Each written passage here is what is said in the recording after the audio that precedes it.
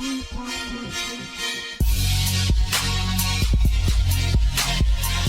what's going on, everybody? It's your boy Billy Wayne back with Legacy United, a Righteous Project Inc. podcast, here with a new guest, a very special guest of mine today, a very special episode, but I'm going to let him introduce himself real quick. Hey, hello world. My name is Lalo. Most of you know me as Lalo. That's right. It's my boy Lalo.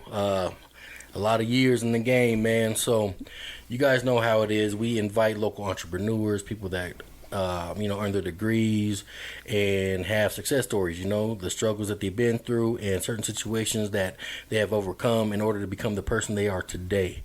And as always, I'm going to toss it back to my boy Lalo to get the story started, man. So go ahead, sir. All right, everybody. So I was born in 1984 over at Fitzsimmons Army Medical Base.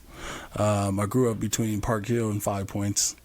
Went to school with this gentleman to the right of me here. Went to Stedman together. Went to Gold Middle School together. Yep. I went off to George. I think you might have hit East. Yeah, I did East for a little bit. Yep. Graduated in 02. But yeah, we went to school together. My childhood was pretty rough, if I'm just going to be honest. I grew up pretty poorer than most of the kids in the class. Right. No bottoms to my shoes, not really any nice brand clothes. And, we went to school, all that really mattered. Yeah. In Park Hill, it was a look, Yep, sure. We grew up in the time where, gangsters and thugs and gangs and drugs and all that was real big when we were coming up. Exactly right. So, you had to look a certain way. You had to be a certain way. You had to talk a certain way, walk a certain way, act a certain way. So, me, at that particular point in elementary school, I was just going through it, man. My mom and my dad had divorced when I was a baby. I never really met my mom until I was about 32. She passed away when I'm 38, so she passed away in 2020 in COVID. So I only had a few years with her. Sorry to hear about that. My dad, he decided to remarry. He married a woman. She owned a bar on the 5 Points of Denver. It was called Our Place, basically 34th and Alarmer. Oh, okay. And then we ended up moving into Park Hill, Dexter Street, between 23rd and 24th. I remember those days too. Yeah, sure. Man. Hey, man, even though my childhood was what it was, the Park Hill neighborhood, all the kids around, everybody that was my friend, right? We did things, man. As kids, we explored the neighborhood. We did some cool stuff. It kind of kept me uplifted from everything I was dealing with at home. Yeah. So I got you. Anybody who does see this episode and you did rock with me when I was a kid and we did do things, hey man, I really appreciate you on that. That helped me out more than you know. That's what's up, man. It's good to hear. So getting back to me, like I said, I was poor. My dad remarried, moved into Park Hill, went to Stedman Elementary School. But then it just kind of twisted there. My dad and my mom went off into this entrepreneur thing with this business, but my dad and my uncle became really big cocaine drug dealers in the late 80s, early 90s. So I hardly ever seen my stepmom and my dad, and when I did see them, it was more of them coming off highs or binges. Oh, man, yeah. Months at a time, I'd be home by myself usually. Yeah. So nobody there with the cooking and cleaning and checking in and helping you with your homework. In school, man, I struggled. You know what I'm saying? I couldn't read. I really didn't learn how to read until about 4th, 5th grade. Damn, man, okay. I was in a lot of special classes. Like I said, I'd come home and there was just never nobody there. Yeah. So trying to figure all that on your own was kind of tough. Then my dad would, if I wasn't at home, he would drop me off at different trap houses through the east side in Park Hill. And I'd be stuck there for weeks and months at a time until he popped back up. Needless to say, in those environments, in those situations, things occur. Right. So that there is where I was molested as a child for probably a year and a half of my life. So I want to say around 1st, 2nd grade. I was dealing with that on a constant. That would be something that occurred maybe 7-day week, 2 or 3 times a week. And it's just something that continued for that lifespan. So when that was going on and then my parents not paying attention to me, nobody to talk to, it kind of just spiraled me down to depression, really, And at that young of an age, how old are we in 1st and 2nd grade? 5, 6, 7, something like that. Yeah, man, young. Trying to deal with all that on your own, right? It just never seemed to come out right. And how I learned to cope was I'd go to school and pick fights, talk a lot of stuff. Oh, man, okay. Egg people on and just try to make negative things happen, pick on people. I mean, if I'm being honest, I raise my hand to the Lord, man. I mean, there's some people out there and they know, if you listen to this story and you see me, I owe a lot of people an apology, man. I did a lot of things to some people that were really wrong. And for that alone, I apologize. And realistically, it had nothing to do with you. It was everything that I was dealing with, and that was the only thing I knew how to cope was anger. So I did a lot of stupid stuff to certain people, and just did a lot of stuff in general that most kids that age probably wouldn't even entertain. Yeah, and well, and I appreciate you sharing that, man. That something like that is very difficult for people to come forth and share or express those type of situations, And my question was going to be for you is what did you do to cope with those? And it's unfortunate, but it's understandable that those are the outlets that you had to express or even release what you were feeling at that time. Right. And you also mentioned it that depressed at a young age is something that not too many people understand or is aware of. At that time, did you know that you were depressed, or was it something else that you felt about those type of feelings? I feel like I knew I was depressed. More times than none, at the end of the day, I'd find myself crying in my room, to myself. That was like a constant thing. Yeah. Feeling alone a lot, which really I was. I didn't really feel like there's anybody I could come to, anybody I can talk to, whether it had been in school or, there was nobody at home. So all of that just kind of beat me down daily. I did the normal thing. You could tell, Billy, I went to school with you, bro. Yeah, man. I did my best to keep a straight face and make it seem like nothing was wrong. Right. But on the inside, I was dying. It just felt hopeless. Like there was nothing I could do to get away from all this. Yep. And there was nowhere to go to. So it just was there. Right. And dealing with that alone and constantly knowing that these things are happening and it's just going to continue to happen. It's a scary sight for somebody that young, of course, to try to maneuver through all that. Right. So unfortunately for me, all the anger and the depression and the tears and the sense of being alone, it just crept up on me too much that, eventually I tried to commit suicide at school. I tried to hang myself on the monkey bars there. And I had a individual, which might have been the first person in my life to ever actually step out of their zone and help me. Right. I'm not mentioning names there, but that person, if this person sees this episode, I appreciate you there as well, because I honestly feel like I wouldn't be where I'm at today had you not intervened. To me at that point, I didn't really care about anything else. I had been through the most. I had suffered enough, and whatever I was trying to do to cope through it and continue to move forward, it just wasn't working anymore to me at that point. So I decided to do that in a public place and at school. And this person got up there and saved me, man, and pulled me down from there and watched over me and got the help that I needed. Unfortunately for me, that still didn't bring my parents to the table. That didn't allow them to come and help me. What I remember from that time after that happening, I know that there was what I can remember, we had a meeting with a therapist. Okay. And prior to going into the meeting, I sat down with my pops, and he was just pretty much telling me, like, hey, you can go in there and tell this lady everything that's wrong with you, or you cannot. The difference is, if you tell her everything that's wrong with you, we probably won't ever see you again. Damn. But if you don't, then you'll be able to come back home. Yeah. And unfortunately for me, I chose to not say anything. Right. I chose to go in there and do what I did every day at school, which was act like everything was cool. There was no explanation as to why I did what I did. There's nothing going on at home. Yeah. And even to this day, at this point in my life, I was looking for help. Yeah. I don't understand why I didn't just say what was going on. I hear you, man. And I can't speak from experience at all or whatsoever, man, but I can see there a certain type of fear of the unknown, for the reasons behind that. Right. I mean, because if you would have came forward, which, of course, man, we all would encourage anybody to come forward. The biggest fear behind that is not being around people that you know already, regardless of the circumstances. Parents, man, you still have that bond, regardless, so I can understand the reasons behind that, especially being a child as well. We don't see the the brighter side of the circumstances from coming forward, man. So Right. like I said, not from personal experience, but just, understanding that of that fear, Right. keeping you from saying that. So And I agree with that a lot. I feel losing my mom at such a young age. Yeah.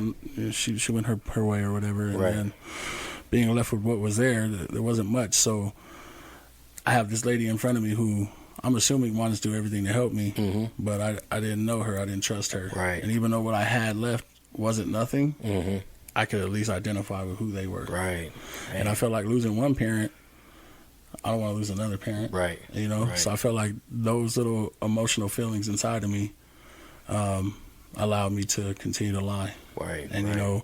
once lying starts, once you understand that you can get away and hide your feelings and emotions, it becomes like a regular job to you, man. It just comes second nature. Right. So for me, it's like protect myself, Yeah, but at the same time, I'm protecting these people who aren't protecting me. man. But I think as a kid so young, you don't know that at that time. Just like Yep. you said, it's familiarity. It's Yeah. my dad. Yeah. It's my stepmom.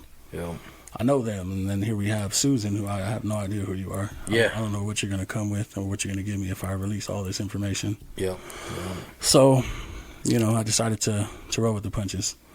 They brought me back home. yeah, I live with my folks still, but everything was still the same. My dad and my mom were off doing their thing. yeah. Like I said, I had to deal with the molestation for about a year and a half. Damn. And it was a struggle every day still. I remember being angry all the way through high school.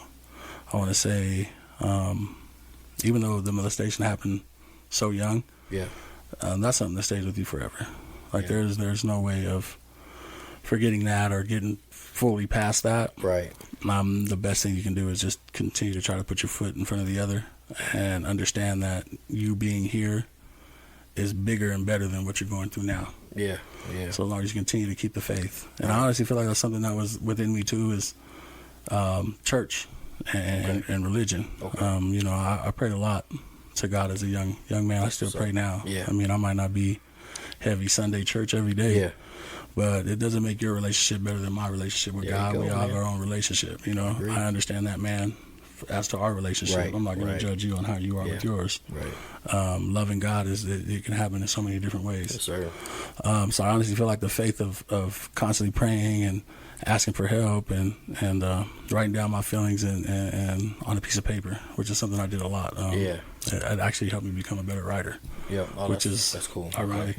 Yeah, yeah, man. But so constantly praying, man, just praying for help, praying for better times, praying to just get out of this. Yeah. I got you. Allowed me to come back from doing what I tried to do, Mm-hmm. and then slowly but surely start to feel normal, start to feel excited about myself. Yeah. The Yeah. molestation eventually Right. came to an end. Okay. I got to be a teenager, so then those are the years that you really don't depend on your parents as much. You kind of stand on your own 2 feet and do things Right. like that. So I was able to hold myself up, and then gradually just grow as a person, Yeah. gradually grow as a Yeah, kid. man. And then most people, when we're faced with these challenges, Yeah. most people choose the opposite direction, and I Yeah. get it. I went that way. Right. Right. So I completely understand the how low you can feel and how depressed you can be, and Yeah. and it seems like this is the only answer. And at that point, I felt that way for me, obviously, because I tried. Yeah. But looking back on it now, Yeah. it really wasn't what should have happened. Yeah. Maybe if I had some better support or a better understanding of what I could have done as a person or as a child at that particular moment, maybe the outcome would have been completely different. Right. I hear you. But I will say that, like all of us, whatever we've gone through in our life, it sets you up for the person that you're going to be. Yeah. Yeah. And honestly, going through all the trials and tribulations, coming from the gutter, having no money, being Right. poor, starving at night, Yep. no shoes on the bottom of my Yeah, feet, man. like it made me a stronger person. Yeah. Yep. So you got to go through all of it Yep. before you can see the mountaintop. But we get stuck in going through it all, Yeah, and don't man. give us enough time to reach the mountaintop. Yeah. Straight up. And sometimes it might feel like you'll never get there. Yeah. I can testify to that too. Where I'm at today, you couldn't have told me as a child back then that I'd be where I'm at today. Yeah. Period. There's no way you can make me believe that. Even if you've seen it in a book that was written for me by God, Right. I still wouldn't have believed it. Man. There was just so much Yeah. going on. So Right. keeping faith, I'd say, is the biggest thing out of all of it. But not just faith to the Lord, but faith to yourself. Ooh, okay. You know what I'm saying? Because at the end of the day, We have friends, we have people, but how many of them are loyal and faithful to you? That's real. The one person that you know on this earth that's going to be 100% faithful to you is you. Ooh, right. So we got to continue to just be strong for ourselves. Yep. And then at the end of the day, you may find yourselves in situations like me now, man, where I'm actually doing community events. We're donating, we're helping. Yep.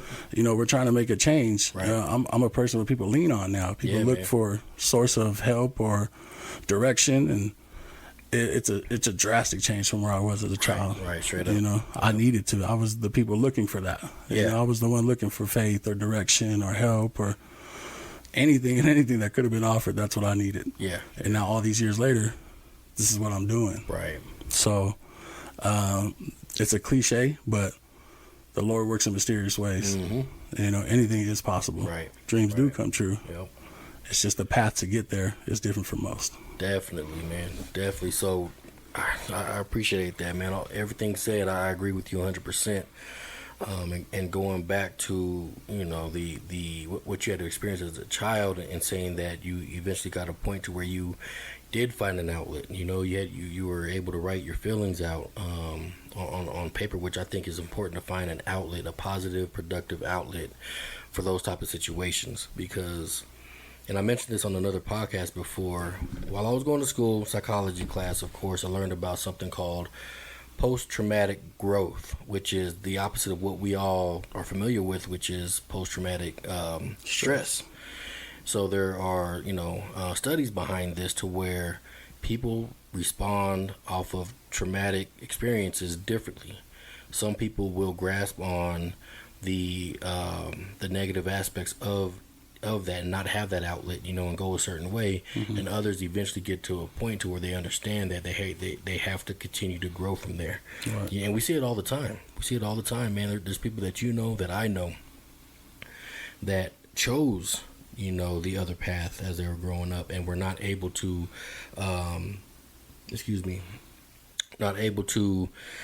grow from those experiences, and they're all unfortunate experiences.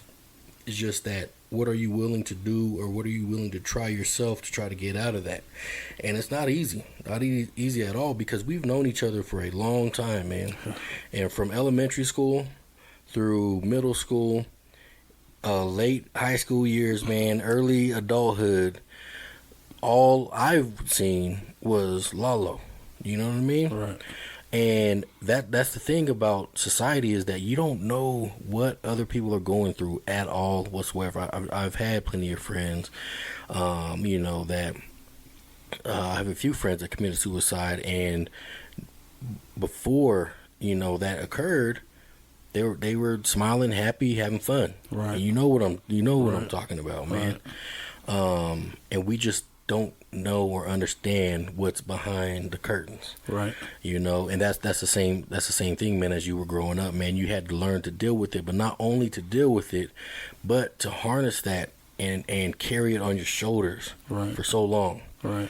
And that's something that has to be commended, because people go through their whole lives without saying that. We've had friends that never was able to do that. Right.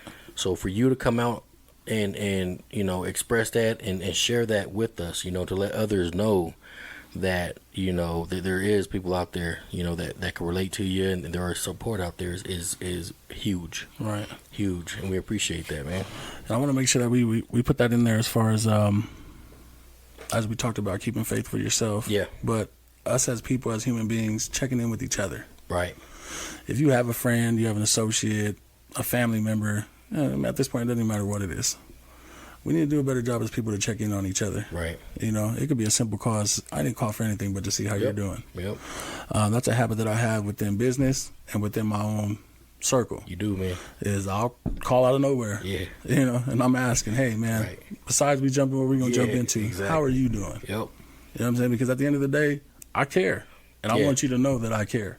Right. And I think that's the problem, is that us as people, we get caught up in the facade and the image that we're trying to put out. Mm-hmm. Like I said, when we were growing up, it was gangsters and thugs. Right. Yep. Most of the kids when we grew up, that's what we was looking towards. Man. You know what I'm saying? You looked up to the gangster rappers, a Tupac or a Snoop, or you know, they were it for us. Yep. You looked into the Bang Bang movies. You know, we got Heat, we got Boys in the Hood, we got Menace to Society. Exactly. This is what was all popular, especially in our neighborhood we grew up at. Yep. In Park Hill, in the 90s, late 80s, 90s. Yep. You had to be a tough one. Right. You know, there wasn't no weak. Yeah. You know, right, man. you had to be on your stuff every single day. Yes, sir. And the way that we were testing each other every single day. Right. You know, we all wanted to be the hardest. We all wanted to be the toughest. Right. And that's just what it was. And it carried down to everything that we did. Yeah, sure did, man. So it was always a fierce competition between each other. Even if we was homies, we was looking at each other like, hey, man. Yeah, man. You can't be weak. Right. You know what I'm saying? We can't be seen this way. But what I want everybody to understand is that at some point in everybody's life, we're all weak. Yeah. Whether we're going to admit that or not. Right. We're all weak. And if you are down and you are feeling like this is it, I promise, reach out to somebody. Right. And you'll get something out of that that'll help you believe that there's more than what you're thinking. Yes, sir. I honestly feel like as a kid, if anybody would have reached out to me and just let me know they cared, I probably wouldn't have went down the way that I did. Right. So us as people, let's put away the facade. Let's put away the image. Yep. I'm a man, you're a man. You're a woman, she's a woman. And anybody in between. Right. We all just need to learn to love each other. And at the end of the day, we're taught so much about dog eat dog. You know, everybody's our competition, which in life, that's a true thing. But at the end of the day, you have your circle. You have the people that mess with you and the people you mess with. So I feel like our job at that point is to make sure that we're all doing good. We're all being checked on. We're all being shown love. Because that right there, love. Yep. Love is the one thing, we all know this, love is the one thing that can make somebody feel good on the inside or make somebody feel lost. Yep. It's how you portray it. It's how you use it. It's how you show it. Yes, sir. So let's put away all the other stuff. Let's just take care of each other. We all getting old. I mean, yeah, man. LB, me and you, we pushing close to 40 now. You know, 40 years old now, bro. Right. Yep. As a 15-year-old Lalo, you couldn't have told me I'm about to reach 40 years old. You couldn't have told me I'm going to be married with kids. Yeah, right. You could have told me we sitting here doing a podcast together. Yeah, man. Bro. Exactly. So life is going to take you on these ups and downs. It will. But the most important thing is you got to present yourself to be available for every up and down life gives you. Right. And the most important thing, stay to yourself. Be true to yourself. Right. If you hold yourself down, there ain't nothing that you can't do. That's right, man. You spit nothing but facts over there, man. And one thing for sure is that the checking up on people thing is true, right? Especially from experiencing with our relationship, right? So, yeah, man. I mean, when we link back up, you know, we would call, even if it's business, and I say, hey, what's up? So we go back. He's like, no, real quick. How's the family doing? You know, and that catches me off guard. It caught me off guard, right? So what that does to somebody's mindset, it does create that unique bond, because these days you get a text, you get a phone call. Most of the time it's, hey, are you busy today? Or, hey, what are you doing? And people don't like responding because why?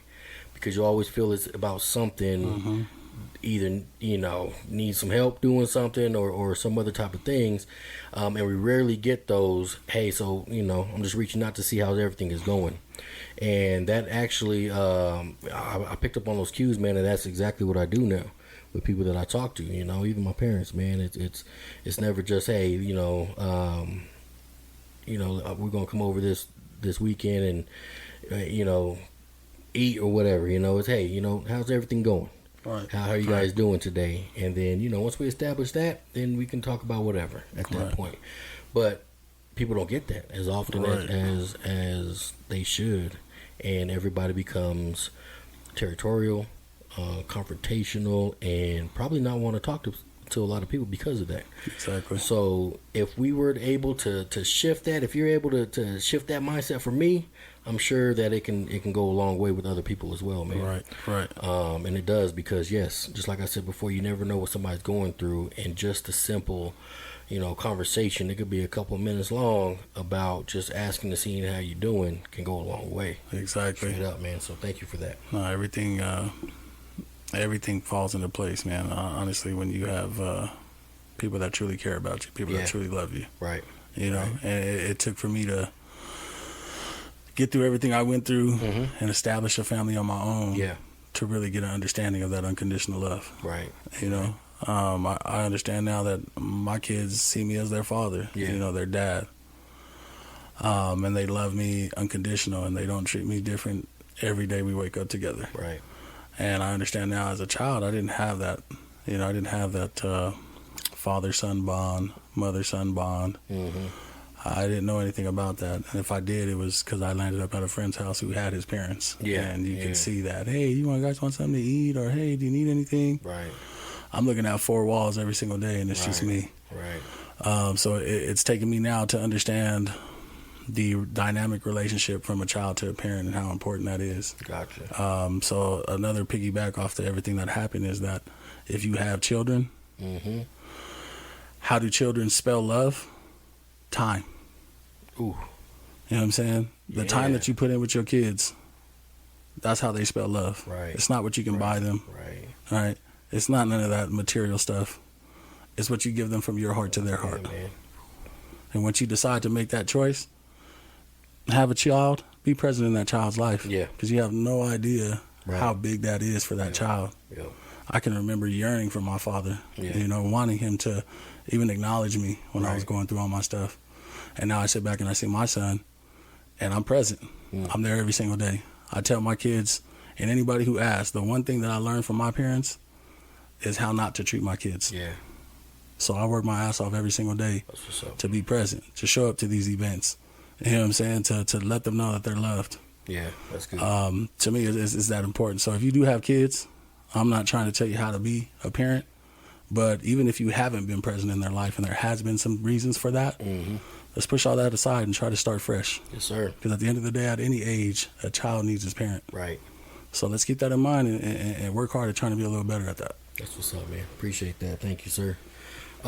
Yeah, man, quite a bit that you were able to share, and it will go a long way, believe me. And I know you know as well, you know. So, straight up, man. So, a couple of questions that I do have for you, All right. as well. I think you touched base on it earlier a little bit, and I asked this question in every episode. If there's that one thing that you can tell yourself when you were young, what would that be? You know, the one thing that you knew or you know that would have that impact that you needed when you were a kid? Honestly, I would say don't do it. Man. All right. If I could go back in time and Yeah. picture myself on that playground, inserting my head into that handle Yeah. and letting go, I wish I could have told myself not to do it. Dang. Okay. So if I could have go back and do that, yeah, I think 100% I would tell myself, don't do it. Yeah. This isn't the end. Things will get better. Gotcha, man. Gotcha. Thank you. All right, man. Well, the other question, as always, man, is kind of the conclusion of everything. Are there any final thoughts, words of wisdom, anything you want to share with the audience today? Yes, I want to share my life now. Yes, sir. I found my queen almost 18 years ago. Nice. She blessed me with 2 kids. She holds me down day in and day out. We own a business together. That's what's up. We've been running a successful construction business for the last 7-8 years. Yes, sir. We are dominating the space and sector that we're in. But most importantly, I want to give praise to my wife and my kids, man.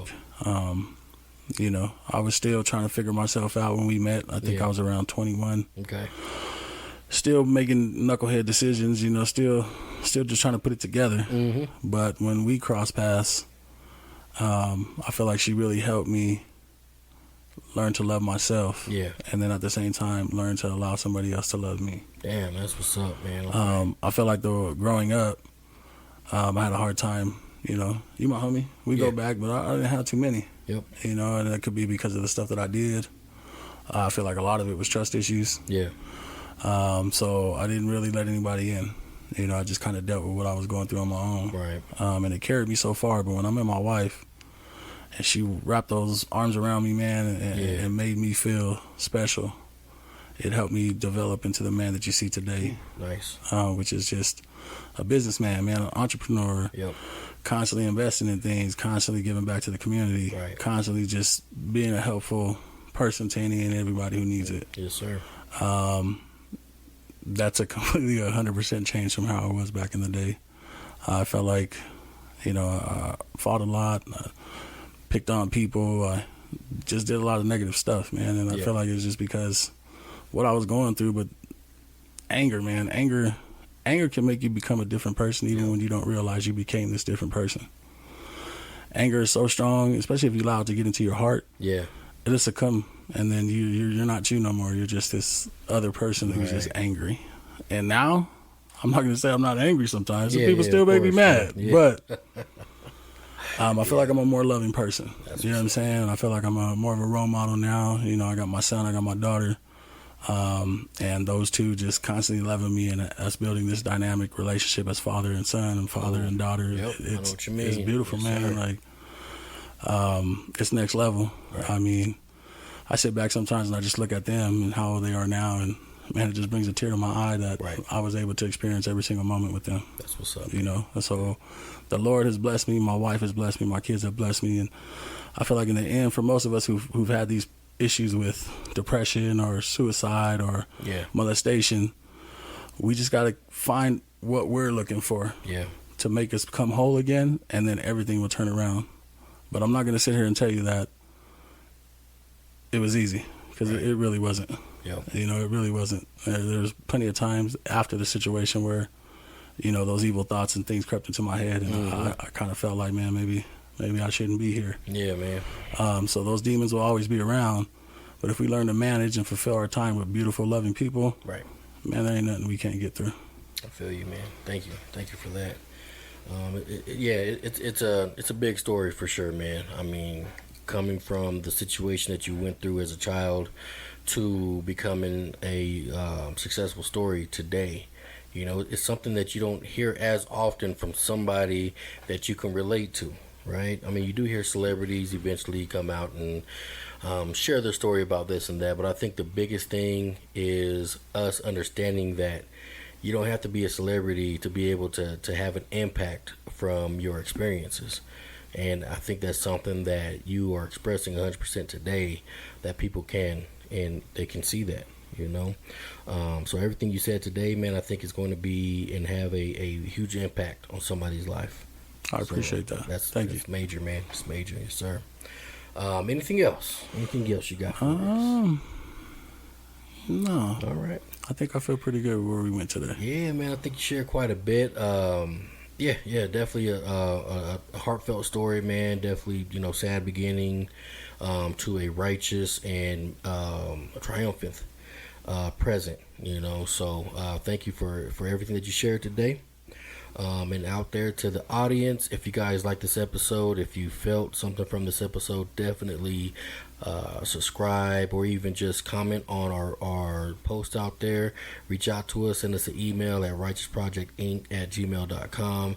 Just let us know, how you felt about it. And you can catch this episode on YouTube. We'll release it later on this month on YouTube. And you can catch our podcast on your favorite streaming services as well. All right, just reach out to us and stay subscribed, and we will have more information to you guys soon. So once again, this is Legacy United, Billy Wayne signing out with my boy Lalo. You guys have a good one. Peace.